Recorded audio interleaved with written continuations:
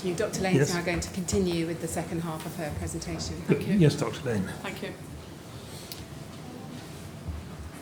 Okay, I'm just going to finish on works before the primary refurbishment, and so discuss the gas supply replacement works that were underway the night of the fire. Regarding Grenfell Tower, I am interested in gas supplies for two specific fire safety related issues only. First, the supply of gas through Grenfell Tower penetrated multiple compartments. How those penetrations were protected to maintain compartmentation is therefore relevant to the stay put strategy. The second issue of interest is the provision made with respect to shutting off the gas supplies during a fire. This is important when considering gas as a fuel source in a room or a flat during a fire. Gas safety matters are the subject of investigation by the gas expert appointed to the inquiry, Rodney Hancox, and his work will include gas shut-off issues. The inquiry will then need to understand any additional fire scenarios where caused by gas supply when his work is completed. I investigated the gas service installations at Grenfell Tower by reviewing design and construction documentation and by observing evidence on site. I relied on two services specialists I worked with at Arup, Mr. Joe Wade and Mr. Conor Hoey, in particular when trying to decipher the gas supply routes throughout the tower.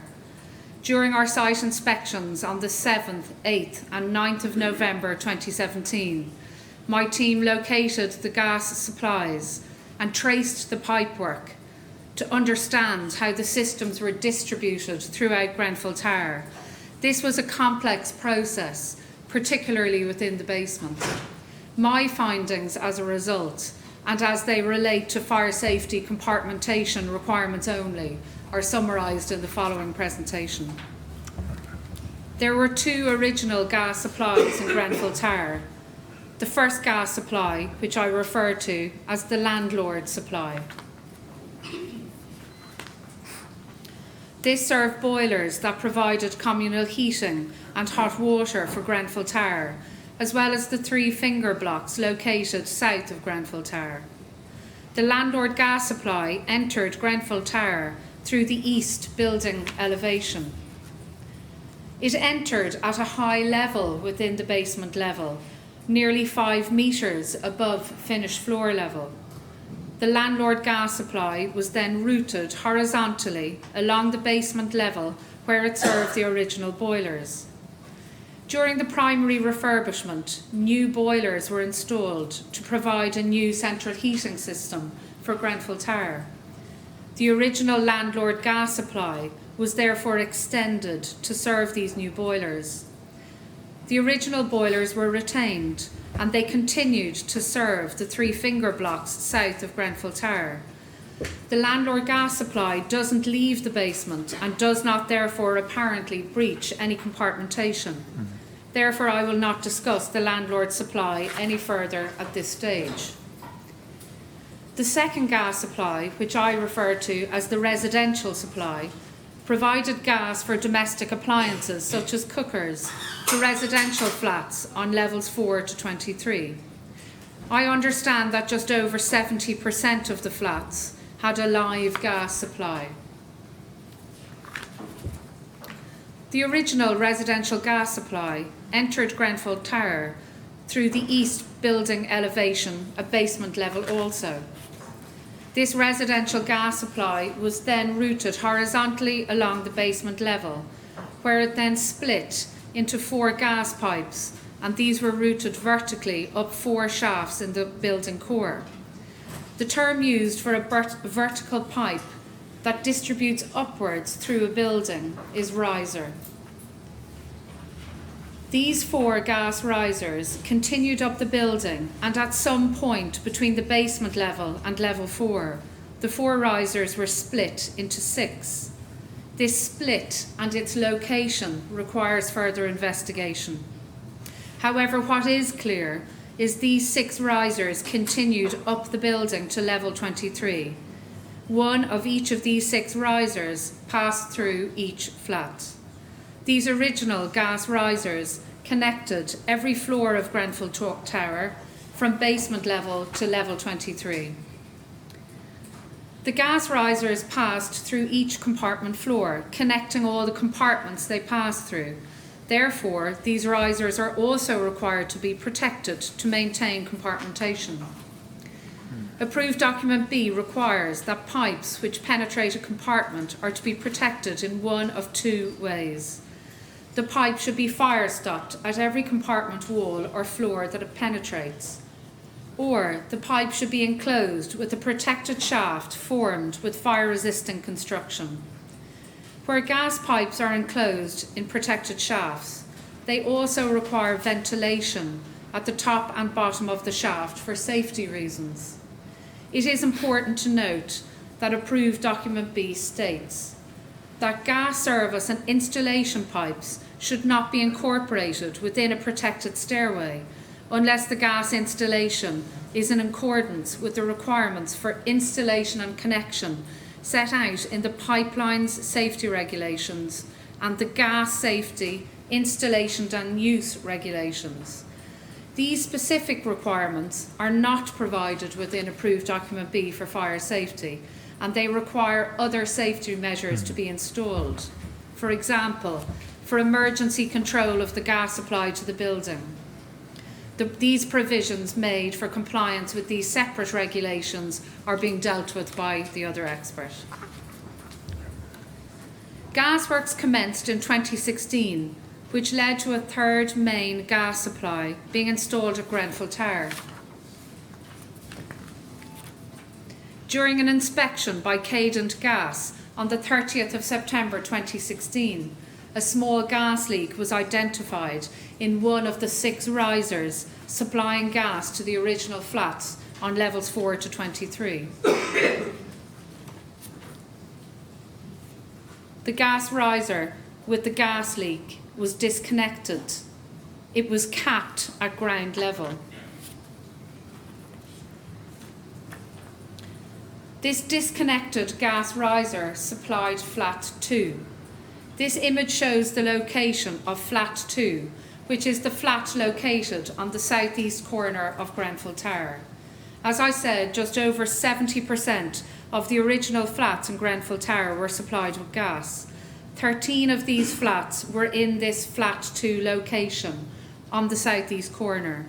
Therefore, 13 flats were affected by the gas leak and subsequent decommissioning of the flat 2 related gas riser in 2016. The other 5 risers supplying gas to flats in location 1, 3, 4, 5 and 6 on each floor between levels 4 and 23 remained in service. The condition of these 5 other original gas risers that remained in operation and were present the night of the fire is also being investigated by the other expert. However, an entirely new residential gas supply was installed to replace the decommissioned riser that served flats in location 2. This new residential gas supply entered Grenfell Tower through the east building elevation also. It entered the tower at basement level. The gas supply pipe was then routed from the east elevation of the building to the southeast service shaft in the core of the building, where it was then routed vertically up the tower. A new vertical route was chosen through the protected stair from levels 2 to 21, rather than directly through the flat 2 locations as had previously occurred. Horizontal pipes were installed leading out from that vertical riser in the stair, exiting into each lobby outside the stair and over to serve flat 2.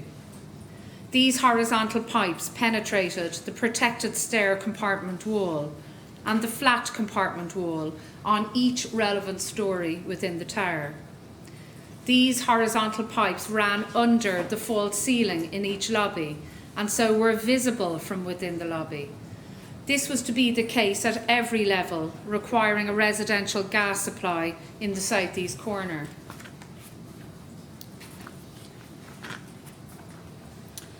Approved Document B for fire safety advises a pipe is not considered to be contained within a protected stair shaft if that pipe is completely separated from that protected stair shaft by fire-resistant construction. I observed the vertical pipe within the stair to have been enclosed by construction, as shown in this image in the stair at level 2. I currently have no information available to me as to the fire performance possible from that construction. Where a gas pipe is enclosed, Approved Document B states, a protected shaft conveying piped flammable gas should be adequately ventilated, direct to the outside air by ventilation openings at high and low level in the shaft. This condition is being explored by the inquiry's appointed gas expert at this time. The horizontal pipes that supplied gas to flats in location 2 therefore left this vertical riser in the stair, penetrated the protected stair compartment wall, and then penetrated the flat compartment wall. The pipe should be fire stopped at each compartment wall it penetrates, or enclosed with a protected shaft. I understand that these works to the horizontal pipes were planned for June 2017, although I have seen no evidence that any of those works had commenced by the 14th of June 2017. On the 14th of June 2017, there were 3 gas supplies in Grenfell Tower. A landlord gas supply with no impact on compartmentation, an original residential gas supply, the condition of which is currently being investigated, and a new residential gas supply which had incomplete compartmentation works and incomplete ventilation works the night of the fire. Thank you.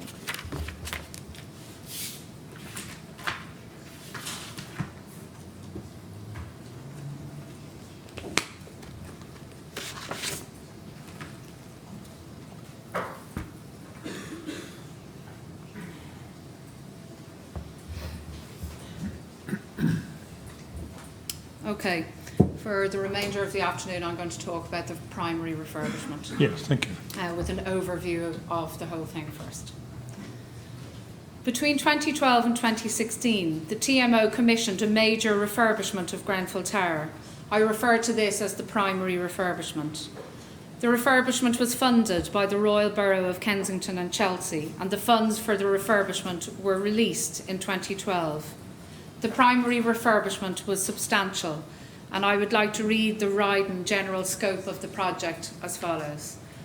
Adaptation of 2 lifts to include 2 new doors, recladding of the facade, reconfiguration of the podium levels to provide additional residential accommodation, 9 new flats, relocation and refurbishment of the nursery, relocation and refurbishment of the boxing club, provision of new community room, decorations to the existing lobbies, construction of a new entrance lobby, previously an undercroft, modifications to the MEP systems as follows: new heating system to all areas, new boosted cold water distribution system to all areas, refurbishment and extension of the smoke and environmental ventilation systems, alterations to the dry riser system, alterations to the door entry system, external hard and soft landscaping. The project scope included external works. The image on screen shows the contract boundary for the works as defined in 2012. External works included demolition of an existing circular ramp connecting the level 2 walkway to the play area to the west of Grenfell Tower, demolition of an existing walkway that connected level 2 to the grass area to the north of the tower, and new hard and soft landscaping within the contract boundary on the north, south, east and west sides of the tower. According to the Sustainability and Energy Statement for the primary refurbishment, improving the insulation levels of the walls, roof and windows was the top priority of this refurbishment. The chosen strategy is to wrap the building in a thick layer of insulation and then overclad with a rain screen to protect the insulation from the weather and from physical damage. The resulting works can be summarised as follows. The overcladding of the building envelope at ground comprised a glass reinforced concrete cladding to the columns and the installation of glazed curtain walls to the new entrance lobby on the southeast corner. From levels 1 to 23, it consisted of the addition of a drained and ventilated Rainscreen cladding system, which comprised of a backing wall by means of the existing tower external wall, and a cavity containing thermal insulation, and an outer layer formed with Rainscreen cladding panels. Two different types of Rainscreen cladding panels were used at first and second floor, a product called CGL wall plank. And then from levels 3 to 23, a Renobond 55 PE aluminium composite panel in two colours. Pure white for the horizontal panels at third floor only, and smoke silver colour provided on all columns and all horizontal panels on levels 4 to 23 and the crown of the building. New double glazed windows and insulating core panels between them were installed. I have focused my analysis in my Phase 1 report on the external wall construction of the original residential floors. The cladding on the lower floors was not involved in the fire. There were many changes made to the internal layouts of ground level to level 3. A new tall entrance lobby was created with a new open staircase within it. A new community room was provided at ground level. The nursery was moved from the first floor down to ground. At the first floor, a second community room and 4 new flats were provided.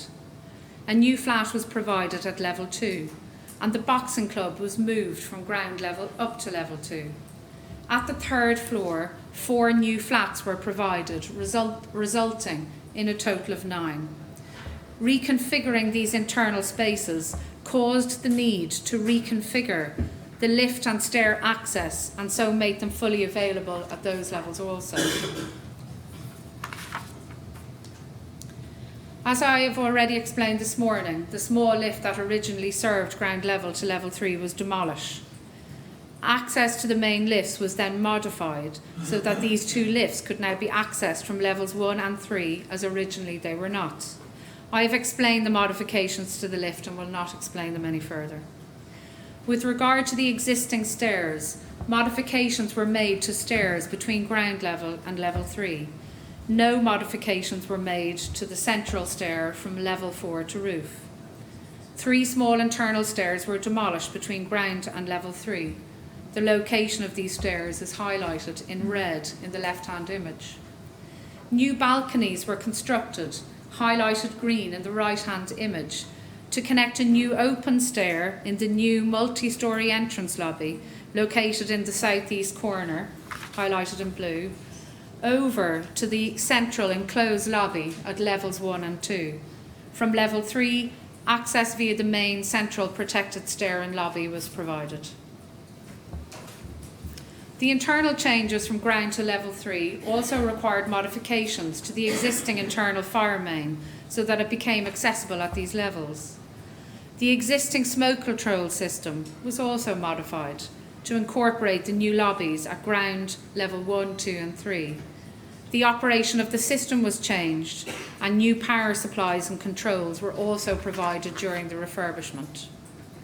A new heating system and boosted cold water system were provided in the building. This required works in all lobbies, all flats and all non-residential spaces. Inside every existing flat, work was required to install a new heat interface unit for individual control of heating and hot water, and new low temperature hot water pipes to supply that heat interface unit, and new cold water pipes. A total of 440 radiators were installed. The primary refurbishment therefore included substantial work inside the building on all levels, the overcladding on all levels of the exterior of the building, It included works done externally, demolition of ramps and walkways, and hard and soft landscaping within the contract boundary.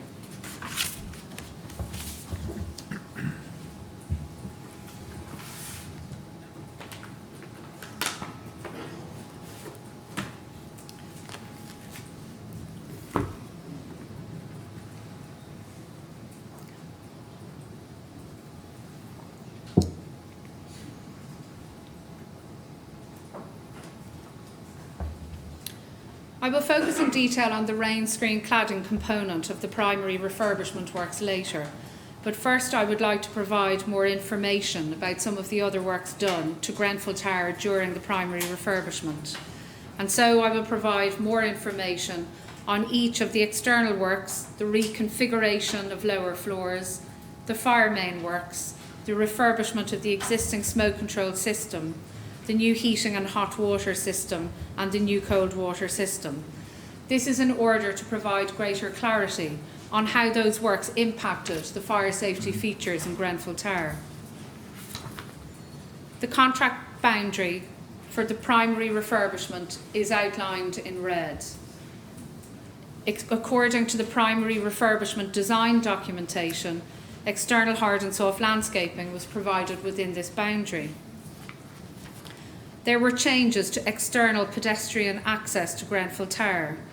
The external walkway that connected the north side of level 2 to the grass area was demolished. The external walkway that connected Grenfell Tower to the finger blocks at level 2 was closed at the south building envelope. And the circular ramp, as I said, that connected this walkway to the play area west of the tower was demolished. As a result of the circular ramp demolition, the pedestrian path between the area south of Grenfell Tower, where the main building entrance is located, and the area west of Grenfell Tower became an at-level direct pedestrian path. New hard standings were provided on the north, south, east and west sides of Grenfell Tower, immediately around the tower within the contract boundary. As I explained earlier, the primary fire vehicle access to Grenfell Tower was via Grenfell Road on the south side.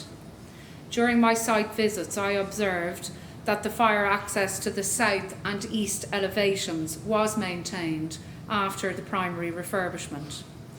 The photograph on the left shows the fire vehicle access route leading to the south side of Grenfell Tower. The area underneath the elevated concrete walkway was within the contract boundary of the primary refurbishment. The photograph on the right shows the hard standing on the east side of Grenfell Tower. A new hard standing was provided to this area during the primary refurbishment. Regarding the reconfiguration of the lower levels, these levels were reconfigured to provide 9 additional flats and reconfigured non-residential accommodation. A tall multi-storey entrance foyer was created with an open stair within it, and the balconies created at levels 2 and levels 1. Additionally, 6 new fire doors were provided to the modified protected stair enclosure at those lower levels. Some of the existing fire safety systems in the residential areas at level 4 and above were then extended down to serve these reconfigured levels. These fire safety systems included the firefighting lifts, dry rising main, and the smoke control system. According to the design guidance referenced at the time of the original construction, buildings over 60 metres required a wet fire main. According to the wording in the design guidance, the building height was to be measured to any floor of the building. The plant room was 65.5 metres above ground in Grenfell Tower. Therefore, a wet fire main was required when the tower was originally constructed. However, a dry main was provided. Works were carried out to this existing dry main during the primary refurbishment. The inlet valve, which is used by the fire brigade to charge the fire main with water, was relocated from the central core of the building at ground level to the exterior of the building, next to the main entrance on the south elevation.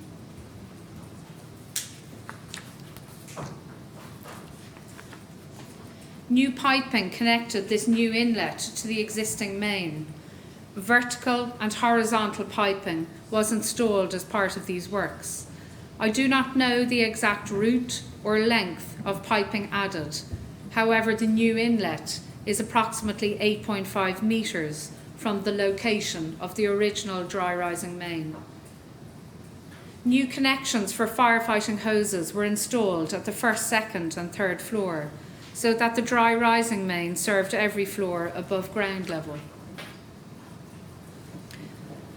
At the time of the primary refurbishment, the existing smoke control system was reaching the end of its serviceable life. The smoke control system was refurbished to improve performance and reliability, as I understand matters. It was also changed from a standalone smoke control system to a combined smoke control system and environmental system. The environmental system was installed to mitigate the heat gains from the new communal heating system. The original smoke control system in Grenfell Tower included a fresh air shaft and a smoke extract shaft serving all of the residential lobbies.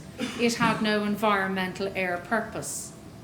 Each lobby had a fresh air inlet on one side of the lobby and a smoke exhaust vent on the opposite wall of the lobby.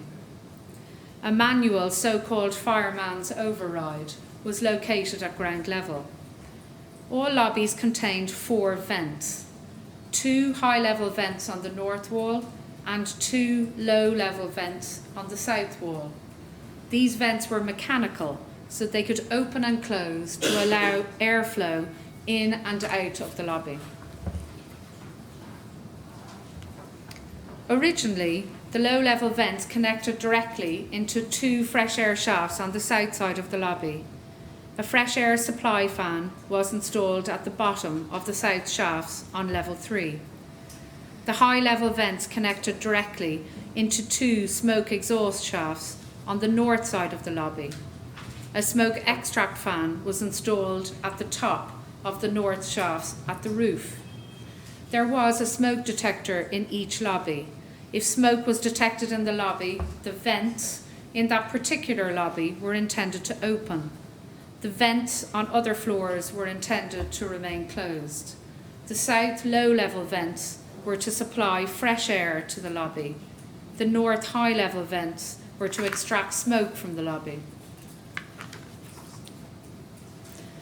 This existing smoke control system was refurbished and extended during the primary refurbishment and to work as both an environmental ventilation system and a smoke control system. The original vent openings in levels 4 to 23 lobbies were retained during the refurbishment. This meant again each lobby had low-level and high-level vents. The vertical shafts were extended downwards to serve the newly created residential lobbies on the first, second and third floors and the existing lift lobby at ground. At level 2, the existing connection to the outside of the building was replaced, including new fan sets. These new fans at level 2 were connected to the south shaft by horizontal ducts. These photographs show smoke exhaust fans at level 2. The smoke extract fan set at level 2 had dual power supplies, a primary power supply and a backup power supply in case primary power was lost. The ducts connect to the outside of the building by a vent above the entrance on the south elevation. This photograph shows the ductwork used to connect the fans to the south shaft and on to the external face of the building. The ducts were positioned in the new stair enclosure directly above the escape route from the internal protected stair at level 2. Just like the original vents, the new vents were mechanical. In environmental mode, they were intended to open and close to allow air in and out of the lobby in day-to-day use. In smoke mode, they were intended to open and close to allow smoke into the shaft from a single lobby. A new combined environmental and smoke extract fan set was installed in the rooftop plant room and connected to the two north shafts. Both fans had dual power supplies, consisting of a primary power and backup power supply. A weather housing was provided over the top of the shaft. In the event of a fire and were smoke to enter a lobby, smoke detectors within the lobbies were intended to trigger the control system to fire mode.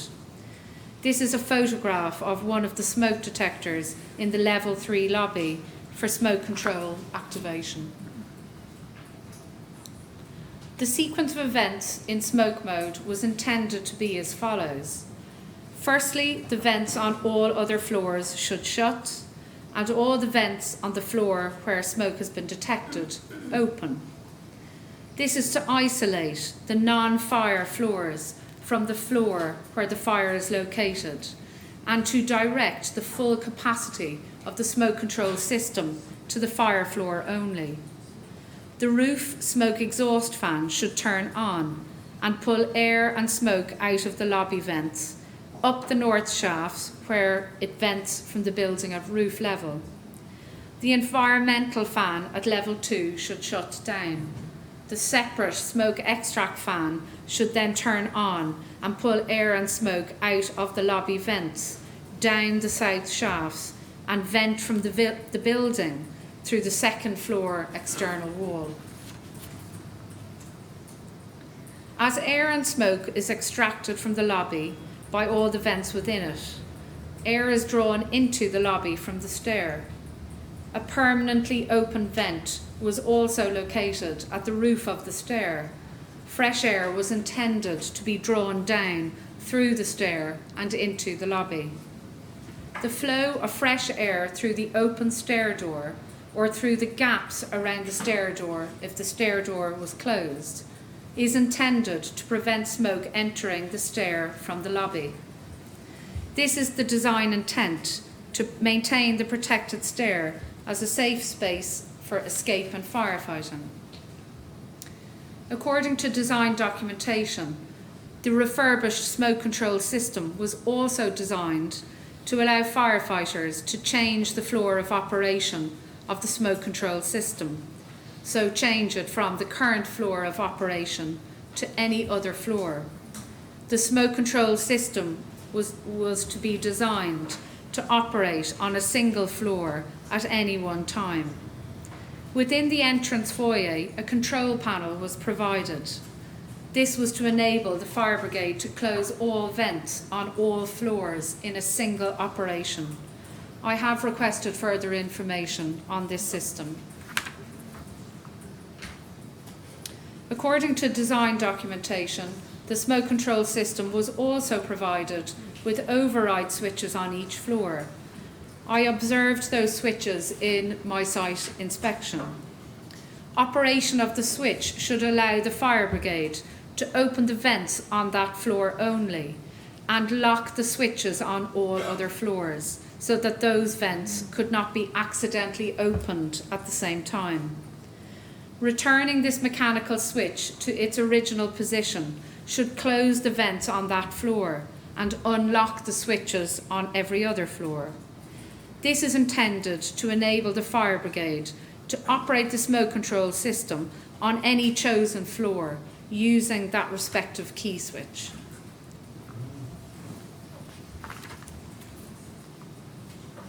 A new heating and hot water system and cold water system was installed, and these systems served every floor and every flat in Grenfell Tower. Pipes were routed throughout the tower, from the basement level through to the roof level and into each and every flat and non-residential accommodation.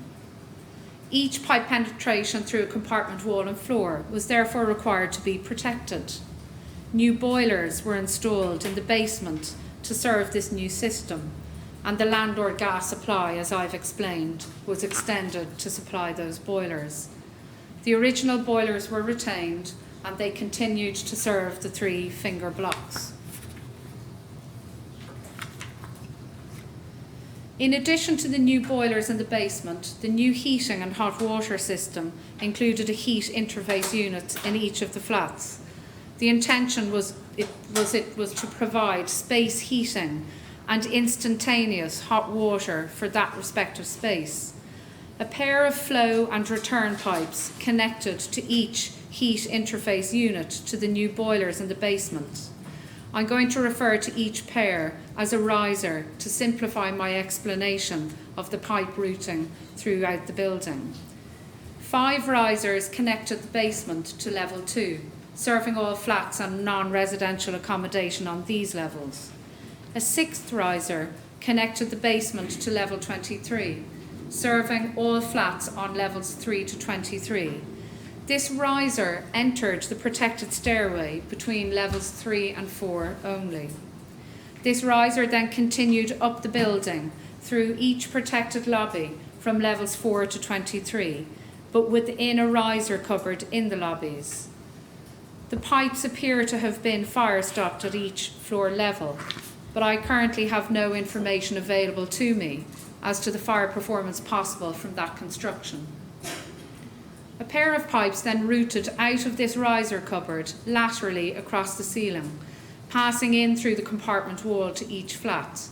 The pipes appear to have been fire stopped at that compartment wall also, but again I have no information available as to the fire performance possible from that construction.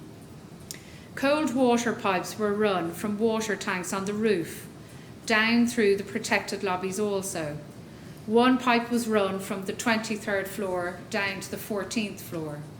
A second pipe was run from the 23rd floor down to the 3rd floor. This pipe then continued down to the basement level and fed risers to residential flats and non-residential accommodation areas on ground floor to level 2. Cold water pipes were routed across the ceiling of each lobby to each of the flats. In every lobby between the 4th and 23rd level, a new partition and doors were constructed around the vertical pipes. A new ceiling was also installed in every lobby below the new pipes. This ends my description of some of the works within the primary refurbishment. I will next provide an explanation of the cladding, but we might take a short break. Would you like to do that now? Yes, I would, please. Right, well, we'll break for a short time now. I suggest we resume at 5 to 3. Thank you very much.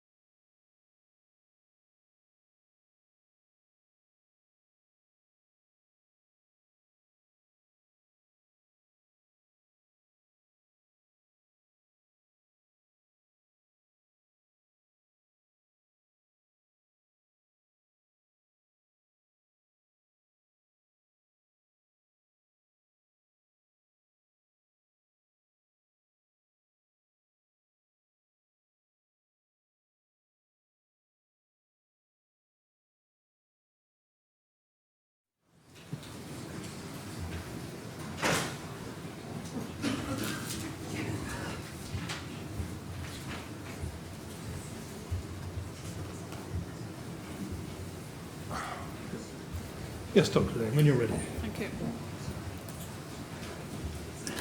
Okay, the final part of my presentation today is about the external wall refurbishment. During the 2012 to 2016 primary refurbishment, a comprehensive recladding of the external wall of the existing building was undertaken. To do this, the existing external wall construction was overclad with a ventilated Rainscreen system. New windows were installed and new linings to those windows were installed internally. I will first describe the multiple components of a ventilated Rainscreen system and the fire safety provisions required for external wall construction, before describing in detail the materials and arrangement of materials as I have found them at this stage. Today I'm only describing materials. I'm not presenting my Phase 1 report opinions on fire performance, testing or compliance status. The Rainscreen cladding system was a drained and ventilated system. I have referred to the British Standard Code of Practice for stone-based Rainscreen cladding in describing the key components of a ventilated Rainscreen system. This image is a section through a ventilated Rainscreen system. The highlighted portion is the outer layer, also referred to as the Rainscreen. This outer layer is intended to shelter the building from the majority of direct rainfall. Some joints between panels or at the edges of the Rainscreen should be left open. The second key part now highlighted is a cavity behind this outer layer. A cavity which can include insulation and which is intended to collect any water which passes through the joints in the Rainscreen layer and to permit such water to flow down to a point where it can be collected and drained from the cavity. The insulation layer should not completely fill the cavity. A cavity is also defined in Approved Document B as a space enclosed by elements of a building or contained within an element. It can also be referred to as a concealed space. Where insulation is provided within the cavity, it should not completely fill the cavity, so as it does indeed ensure water can flow down to a point where it is collected and drained. The third key component of a Rainscreen system is the backing wall, which sits behind the cavity and the outer layer. The backing wall is intended to provide a barrier to air infiltration and water ingress into the building. Regarding the fire safety requirements, the requirement B4 makes requirements regarding external fire spread, and specifically its part 1 of B4 requires the external walls of the building shall adequately resist the spread of fire over the wall. The approved document B also states that the provisions are made in section 12 for the fire resistance of external walls and to limit the susceptibility of the external surfaces of walls to ignition and to fire spread. And I will now explain section 12. In paragraph 12.5, as I explained this morning, it describes two methods to meet the regulation. That either the construction of the external wall should meet the specific guidance within paragraphs 12.6 to 12.9, or meet the performance criteria given in BR 135. The test described in BR 135 is the British Standard 8414 test. I will explain first the method provided for in each of the paragraphs 12.6 to paragraphs 12.9 inclusive. I consider the outer layer, the Rainscreen layer, to be an external surface. Paragraph 12.6 states, the external surfaces of walls should meet the provisions in diagram 40. The section of diagram 40 of approved document B, which is relevant to Grenfell Tower, is shown on the left-hand side of the screen now. For clarity, I have changed the original approved document B marked dark grey to a blue colour. The image on the left is how a diagram 40 would apply to Grenfell Tower. The image on the right is how diagram 40 would apply to Grenfell Tower. Grounds to level 5 are less than 18 metres above ground. Level 6 to roof level are more than 18 metres above ground. A building height 18 metres or more means any external wall surface above 18 metres must achieve either Class 0, National Class, or Class B-S3, D2, the European Class, or better. I have based my opinion on the fire performance of the Rainscreen panels installed on Grenfell Tower on the basis of diagram 40. Paragraph 12.7 requires any insulation product, filler material not including gaskets, sealants and similar, etc., used in the external wall of buildings greater than 18 metres to be of limited combustibility. The classification limited combustibility is defined in Appendix A in approved document B, and I refer you to all the detail in Appendix F of my Phase 1 report. But in the very simplest of meanings, a material of limited combustibility is either a non-combustible material or a material which produces very little flame under heating. All of this must be determined using either British or European reaction to fire tests. I have made the basis of my opinion clear and in detail in Appendix F in my Phase 1 report, that the approved document B provides no definition of filler material, nor why that excludes gaskets, sealants and similar, etc. I have explained why I apply paragraph 12.7, insulation materials and products, to insulation products only. Finally, paragraphs 12.8 and 12.9 relate to the provision of cavity barriers within the external wall construction. Cavity barriers are a construction provided to close a concealed space against penetration of smoke or flame, or they're provided to restrict the movement of smoke or flame within such a space. Using diagram 33 from approved document B, cavity barriers are therefore required around the openings created by the windows, at the head of the Rainscreen cladding system to close the top of the external wall cavity, at the junctions of every compartment floor and the Rainscreen cladding system, at the junctions with compartment walls separating flats and the external Rainscreen cladding system. In this image, I have indicated where vertical and horizontal cavity barriers are required around openings created by windows in a Rainscreen cladding system. In this image, I have shown where horizontal cavity barriers are required at the junction of the internal compartment floor and the external Rainscreen cladding system. In this image, I have shown where vertical cavity barriers are required at the junction of the internal compartment wall and the external Rainscreen cavity, which would result in the cavity behind the Rainscreen cladding to be subdivided like this. Finally, in this image, I have shown where horizontal cavity barriers are required at the head of the Rainscreen cladding to close the top of the cavity. This is the crown at Grenfell Tower.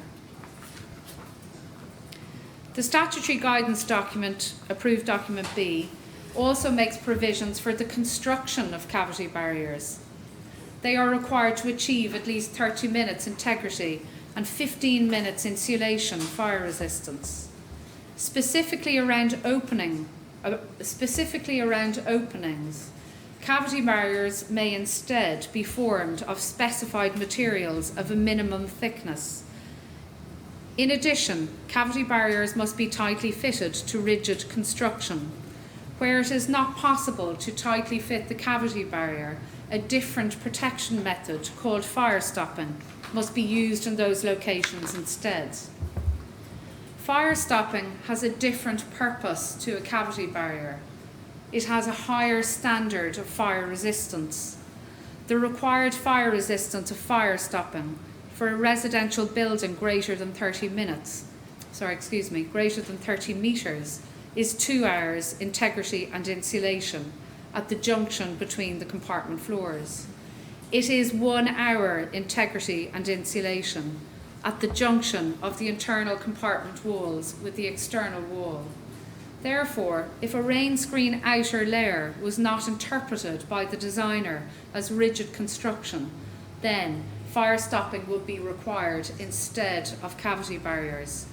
Approved document B does not state either way if Rainscreen systems are considered rigid construction.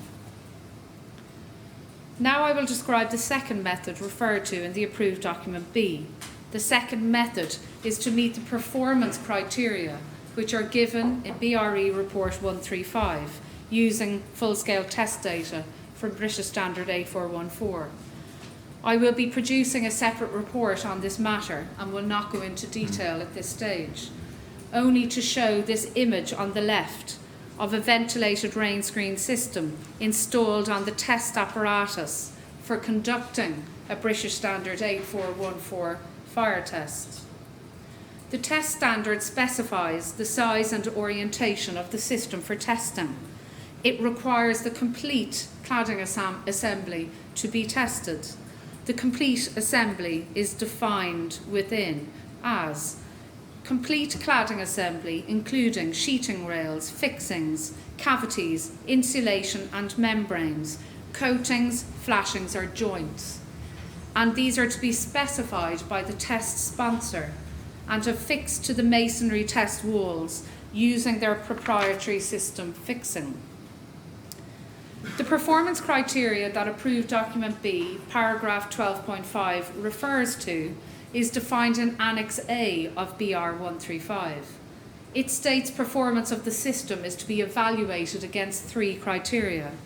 External fire spread, described as fire spread up the building envelope by way of the surface of the external cladding system. Internal fire spread, described as fire which spreads unseen through the external cladding system. And finally, mechanical performance. Whilst failure criteria are defined for external fire spread and internal fire spread, no failure criteria are defined for mechanical performance. I will be considering these matters separately. I have taken 2 main actions to confirm the materials and their arrangement used in the overcladding and internal lining of the external wall of Grenfell Tower.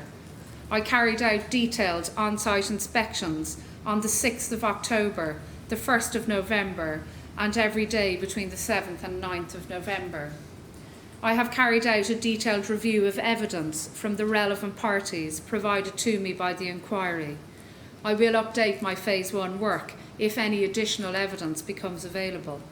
I have focused my analysis on the external wall construction of the original residential floors. The image on the left illustrates the existing construction of the external wall of Grenfell Tower, the existing solid concrete perimeter beams, concrete columns with decorative concrete cladding, both were retained. The aluminium frame sliding windows were removed. These windows were replaced with new window frames containing glazed panels and insulating polystyrene core panels, and a small window to accommodate the kitchen extract fan.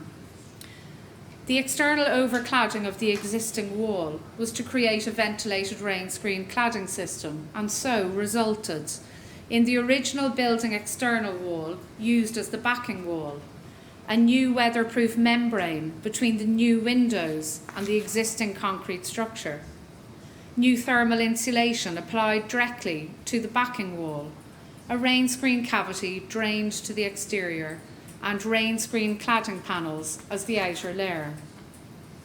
We're going to show an animation of all the layers now before I go through each one in turn.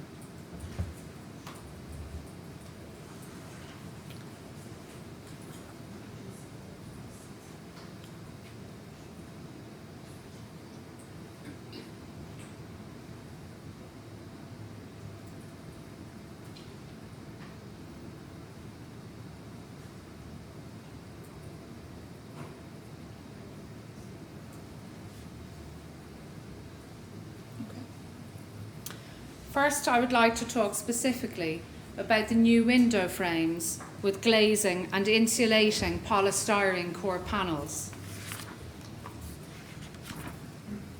This image shows the assembly of the windows, including glazing panels, larger insulation core panels, and smaller insulation core panels with a small fan mounted in the centre. The new window frames, marked in blue, were System 5-20 HI+ tilt and turn windows, which were manufactured by Metal Technology Systems. The frames were made from polyester powder-coated aluminium alloy. Aluminium is not a combustible material unless it is ground into a powder. The glazing in the window frames is highlighted in dashed red. The glazing used was a double glazing system with a 6mm toughened glass pane, either side of a 16mm argon-filled cavity. Glass is not a combustible material. The white panel, indicated in a dashed pink, is an insulation core panel. This infill panel was a product called Aluglaze, manufactured by Panel Systems Limited. The panels installed were 1.2 metres high and 1 metre wide. Aluglaze is described by its suppliers as comprising aluminium bonded to an insulation core. A 25mm styrofoam core was specified for these panels. Styrofoam is extruded polystyrene, and extruded polystyrene is combustible. I have highlighted the smaller window insert insulation core panels in dashed yellow. These panels were 530mm by 500. This panel was specified to be a core of 25mm Kingspan TP10 insulation.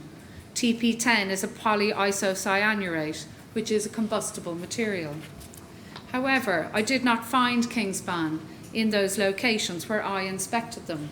I found more Aluglaze type panels with a polystyrene core. The foam insulation observed on site was light blue, which is consistent with the styrofoam, which is extruded polystyrene, and as specified for the main infill panels.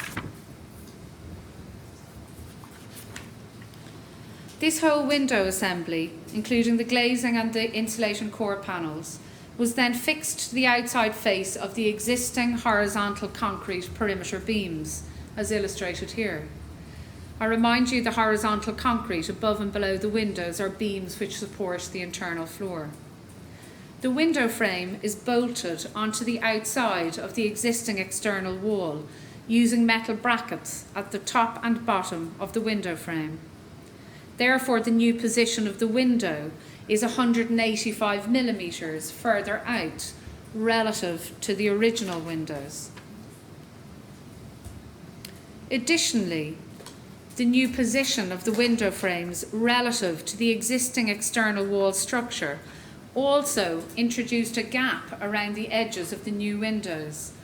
The design anticipated this gap to vary between 35 and 90mm, as the existing columns were not perfectly straight. The gaps that I was able to observe on site varied between 30 and 120mm. To close the gap introduced by the alterations to the size and position of the new windows, a damp-proof course, also called a membrane, of ethylene propylene diene monomer rubber, referred to as EPDM, was used as a weatherproof seal.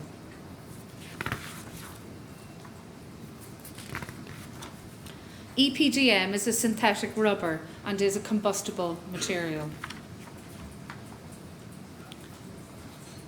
The photograph on screen now was taken during my site investigation, viewing the new window frames where they meet the columns. Highlighted with the dashed line, visible in the gap once the external cladding panel is removed from view, is the damp-proof course. In this image, highlighted with the dashed line, visible in the gap once the internal linings were removed from view, is the black EPDM.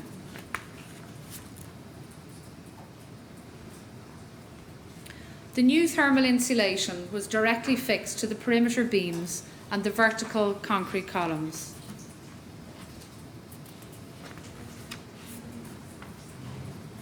Two layers of thermal insulation were fixed directly to the face of the building, above and below the windows.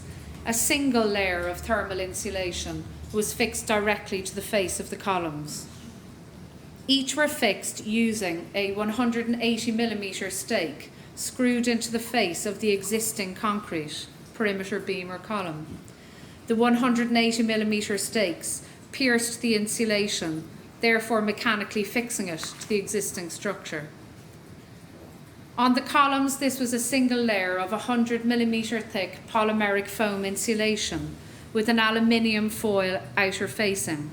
The designation shows that it was manufactured by Celotex. The product used was Celotex RS5000, which is made from polyisocyanurate foam. This is commonly shortened to PIR. PIR is a combustible material. On the perimeter beams, the same insulation material, Celotex RS5000 PIR, was affixed in two separate layers of 80mm directly to the wall. This photograph shows the perimeter beam area after one of the two insulation boards has been removed, revealing the second layer of insulation behind it. An expanding foam was used as joint filler to partly fill joint gaps associated with the insulation throughout the Rainscreen system. The Harley material data sheets show this was a polyurethane foam. Purchase orders show that due to supply issues with Celotex RS5000, 276 metres squared of a Kingspan product, Cooltherm K15 Rainscreen board of 80mm thickness was ordered as a substitute. These Kingspan boards were applied to the horizontal perimeter beam, as can be seen in the image on screen. The final material I will explain is the Rainscreen outer layer. At Grenfell Tower, these were Renobond 55 PE aluminium composite panels. They were installed on the vertical length of the columns and in horizontal runs above and below the windows of each floor, meeting the columns. I have highlighted the location of the panels below a window in the photograph on screen. These panels were typically 1.3 by 1.2 metres wide below the windows. I have also highlighted the location of the panels that were installed on the columns of the building. These panels were typically 2.5 metres high and 0.55 metres wide. Arconic Renobond 55 PE aluminium composite panels consist of 0.5mm aluminium sheets either side of a 3mm thick polyethylene core. Polyethylene is a combustible material. Arconic Renobond 55 PE panels are manufactured as flat panels. These flat panels can either be screwed or riveted into the support frame as shown on the left-hand image on screen. Alternatively, the edges of the panels can be bent, making a 3D shape. Slots are cut in the edges of the panels so they can be hung on a support rail behind. Therefore, the support is then hidden behind the front face of the panel. These are called modular cassettes. This modular cassette method was the method of supporting the Rainscreen cladding at Grenfell Tower.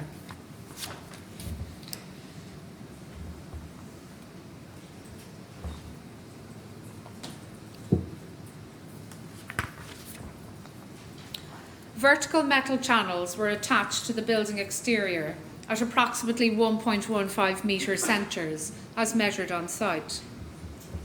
These vertical channels were bolted to the underside of the metal brackets supporting the new window frames.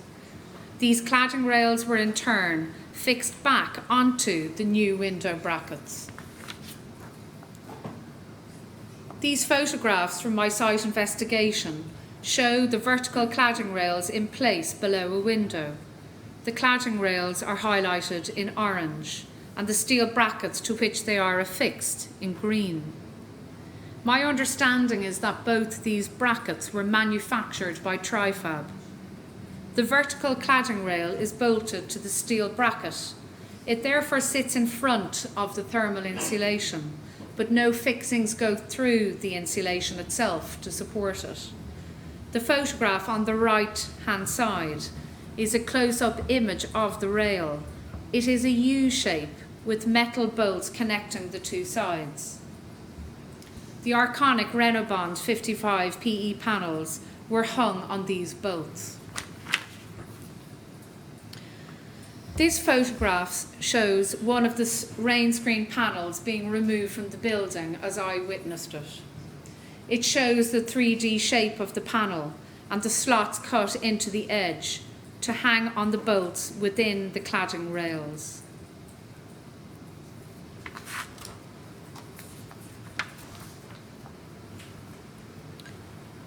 This animation illustrates the application of the Rainscreen cladding panels to the horizontal perimeter beam and the vertical columns. As shown on screen now, gaps were left between aluminium composite panels in their installed position. On site in the areas I inspected, I noted that the panel gaps range between 15 and 30 millimetres. At the edge of the panels in these gaps, the polyethylene core is clearly visible, and polyethylene is combustible, as I said. The installation of a Rainscreen cladding system to the outside of the existing building created cavities between the existing concrete wall and the new Rainscreen outer layer. The cavity formed between the original concrete structure and the Rainscreen cladding above and below the windows is illustrated on screen. This cavity contained two layers of 80mm either Celotex or Kingspan insulation on the perimeter beams. Therefore, the depth of cavity between the insulation and the rear face of the aluminium composite panel is 156mm. A cavity was also formed between the concrete structure and the rear face of the aluminium composite panel attached to the columns.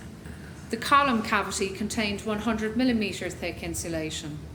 Therefore, the depth of cavity between the insulation and the rear face of the ACP here is 139mm.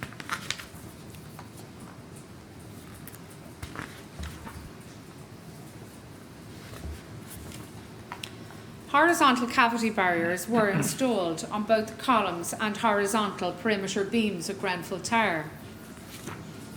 The photograph on screen now shows a horizontal cavity barrier fixed to the front face of a column on Grenfell Tower. The cavity barrier is mechanically fixed in place using metal support brackets which pierce the full depth of the cavity barrier. A split protruding end of the bracket should be counterfolded to retain the cavity barrier in position. In this picture, the split end has not been counterfolded and instead has been bent in a single direction. The cavity barriers I observed were Siderise RH25 open state horizontal cavity barriers. They come with instructions to be installed with a 25mm gap between the front face of the cavity barrier and the rear face of the Rainscreen outer layer, allowing drainage of any moisture within the Rainscreen cladding system as required, and for the purposes of maintaining the required airflow. This horizontal cavity barrier consists of non-combustible stone wool core with reinforced aluminium foil faces. The front face, highlighted in orange, is a reactive intumescent strip which is bonded to the barrier. In the event of exposure to fire, the intumescent strip expands outwards and is intended to close the gap between the cavity barrier as installed and the rear face of the Rainscreen panel. These two photographs show the horizontal ventilated cavity barrier installed below a window at Grenfell Tower. Several notches were cut in the cavity barrier to allow the cladding rail for the Rainscreen panels to pass through. The picture on the right hand of the screen then shows how the cladding rail passed through the horizontal ventilated cavity barrier. The photograph on the left hand side of the screen shows the same cavity barrier with the cladding rail removed, showing the gap that was cut in the cavity barrier.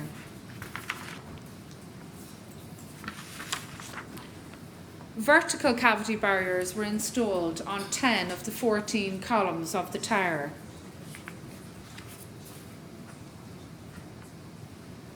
For the vertical cavity barriers, the Harley design drawing specified Siderise RVG full fill cavity barriers. The image on the right is taken from Siderise product literature. It shows the Siderise RVG full fill cavity barriers are to be installed over the full depth of the cavity, leaving no gap.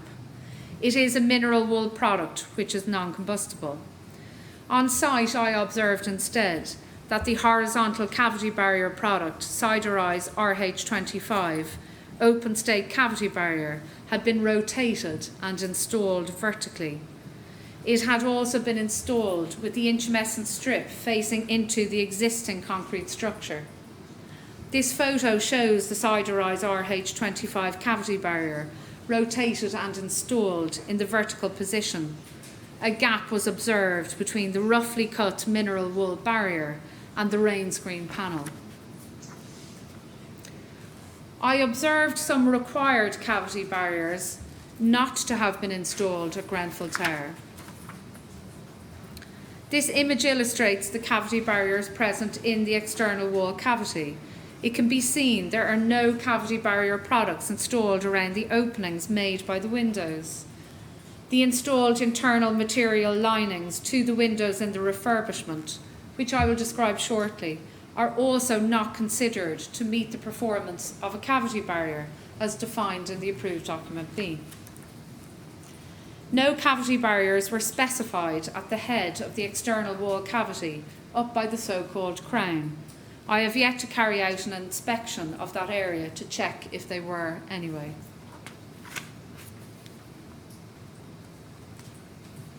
I will now move to the materials on the interior of the tower.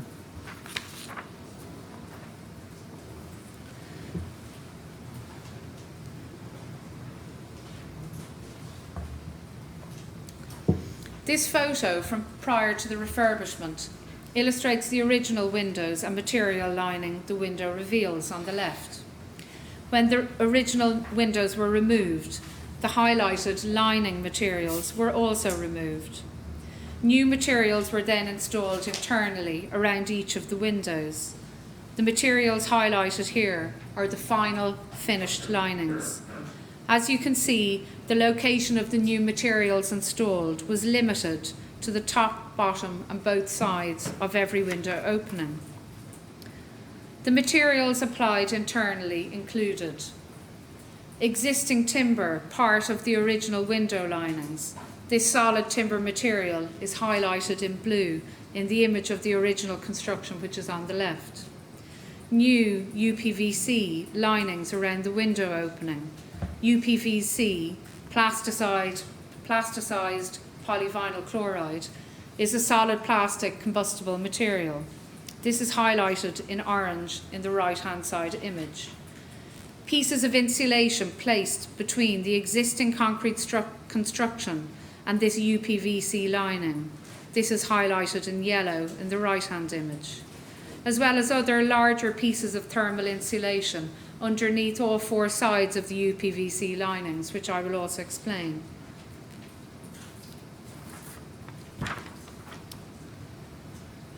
Firstly, timber battens and in places timber board, which formed part of the original linings to the window reveals, were left directly affixed to the concrete construction.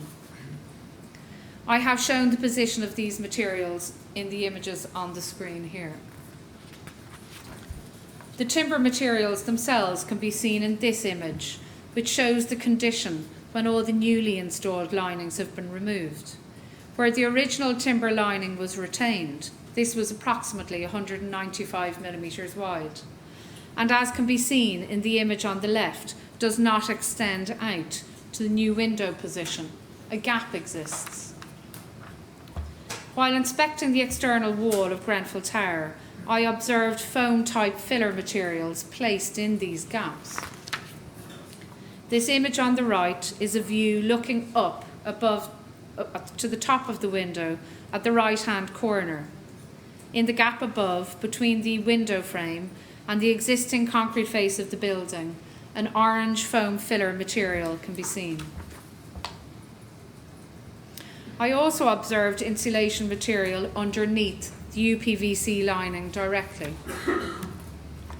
25mm thick insulation foam beneath the UPVC, filling the gap between the original timber window linings and the new window frame location. I have found no evidence of a specific insulation product or material specified for this location. In this image, I have illustrated the locations that it was observed, that is, around all four sides. This image shows a polymeric insulation foam with foil facing installed at the head of the window between the new window frame and original timber lining. The final window material has been removed by others. There are no identifying logos or labels on this sample. The pictures on screen now were taken during my site investigation, looking right at the opening between the original infill panel between windows and the new alu-glaze insulation core panel.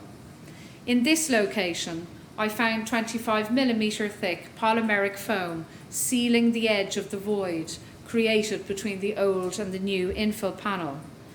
The markings on the aluminium foil facing of the insulation appears to indicate that it was Celotex TB4000, noting the Celotex logo highlighted with the orange dash box. TB4000 is a PIR insulation. This requires formal identification via testing, however, as the design drawings do not show insulation in this location. Further samples of insulation removed from the underside of the UPVC show a different product logo. The green logo, highlighted with the orange dash circle here, is consistent with the Kingspan Therma range of PIR, which, as I have explained, is combustible. This too requires formal identification via testing. Now turning to the UPVC lining itself. I observed the UPVC lining to all four sides of each window. The material is a rigid combustible plastic used for a variety of construction purposes. Where the UPVC lining had been removed by others, I was able to observe its thickness as 10mm. The zigzag pattern I observed on the underside of the UPVC lining was replicated on the original timber linings from which they had been removed, indicating the UPVC lining were glued in position. These images illustrate the final finished surface of the UPVC lining to the window openings. I have earlier explained that no cavity barriers were installed within the external cavity of the Rainscreen overcladding around the openings. Approved Document B, however, does permit cavity barriers around openings to be formed of specific materials of a minimum thickness. These include steel at least 0.5mm thick, timber at least 38mm thick, polyethylene sleeved mineral wool or mineral wool slab under compression, calcium silicate cement-based or gypsum-based boards at least 12mm thick. The materials, as I have just described them, installed internally at Grenfell Tower around the openings created by the new windows, do not meet these requirements. As the internal materials cannot be considered as cavity barriers either, no cavity barriers of any kind was present around the window openings within Grenfell Tower. Finally, whilst inspecting the external wall of the tower, I observed a soft material above each window, Specifically, I observed a strip of board adjacent to the head of the window. The top right image shows it was an 8mm hardboard and a 12mm foam. I observed a portion of the board which had been removed by others in flat 23. The board was labelled ICI Pearl Board, which is a polyurethane foam and plasterboard composite product, and polyurethane is also a combustible plastic material.